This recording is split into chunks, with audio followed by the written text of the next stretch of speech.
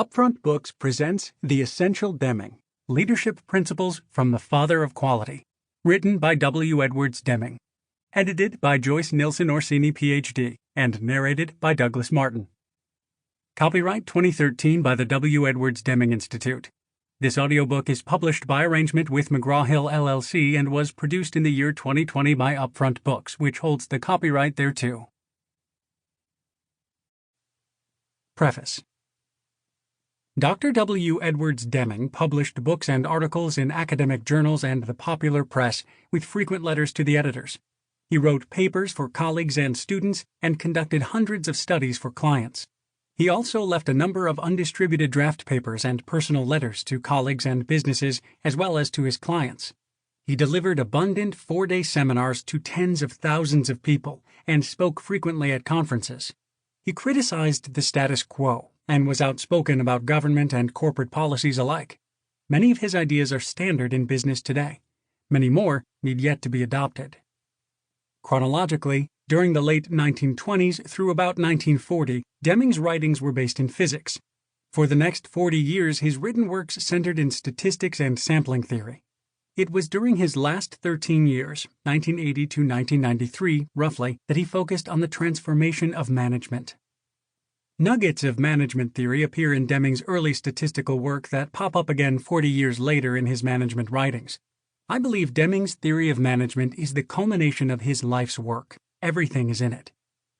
This book is about Deming's theory of management, in his own words, gleaned from articles and papers he wrote, and speeches he gave at conferences and seminars, little distributed until now.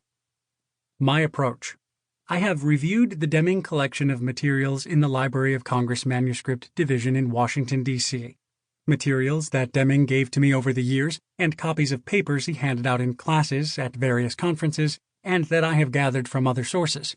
I have also reviewed hundreds of hours of video and audio recordings of his lectures to students and at conferences. More than half of Deming's works are very statistical and not directly appropriate in this book for more general audiences. After skimming thousands of documents, I reviewed in detail some 850 articles, letters, papers, cases, lectures, speeches, and notes by Deming that contained potential material for this book. I've selected about 100 of them for inclusion in whole or in part in this book. None of the works were in electronic format, so they had to be digitized. Several documents were 6th or 7th carbon copies, extremely difficult to read, but worth the effort to include them, I believe. 20 of the conference films and one of the audio tapes were transcribed for excerpts to include in this book as well.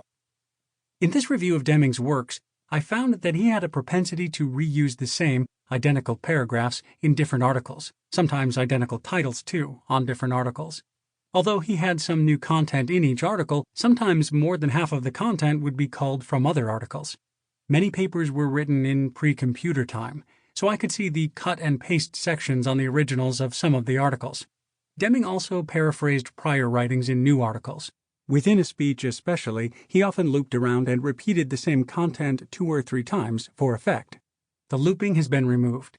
To minimize duplication of content in different articles included in this book, the editor took a heavier hand. As a result, the book contains very few complete articles. Deming never missed an opportunity to include statistical theory, so a fair amount of editing was done in this area of his papers as well, save for some light words on statistics in Chapter 7. One cannot talk about prediction without including the rudiments of statistical theory. Deming did not use the same elements of style or structure for every article. At first, I attempted to make all of the articles consistent with regard to style so as not to disconcert the listener. That was a fiasco. Deming used style to shape the substance. The articles herein are each in their original style. The choice of where to place each article in this book was difficult. I could make arguments for placing some articles in any one of several chapters. In the end, articles are placed where I believe they will serve the listener best. The contents of this book are Deming's words. I have not added my own words, except where noted in introductory statements. This book is not a substitute for Deming's books, Out of the Crisis and The New Economics for Industry, Government, Education. The Essential Deming necessarily includes some of Deming's ideas that came to be included in these 2 earlier works, but not all.